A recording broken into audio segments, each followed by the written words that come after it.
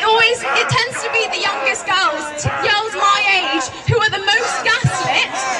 We are the most gaslit because they rely on girls my age to subvert ourselves. Subjugate is the word I'm looking for. They rely on us to subjugate ourselves so they can take over for the next generation.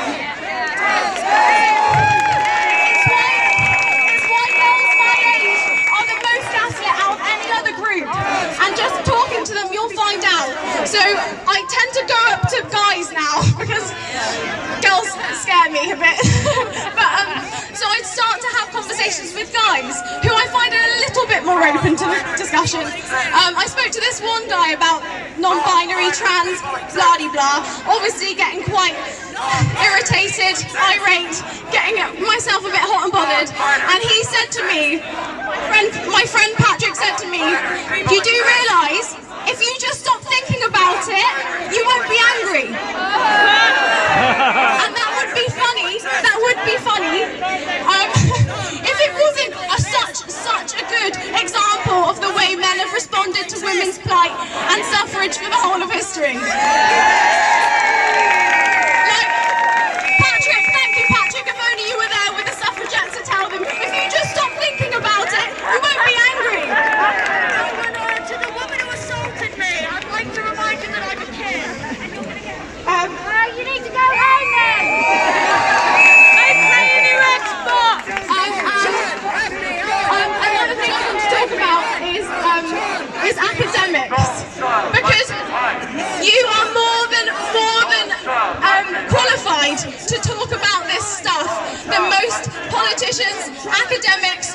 All you need to know is the answer to what is a woman, and all you need to have is a female body. That is an education enough. You do not need to read feminist theory, all of that shit. I've read it all. I've tried to do the essays. It is proper shit. So I want to tell you all, do not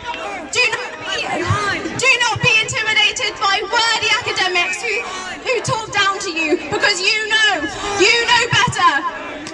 So don't listen.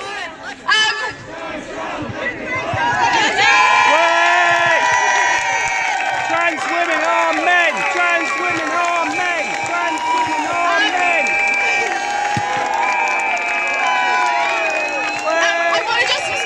I just want to quickly say why it clicked for me. And my best friends, Emily and Liv, who I Overwatch,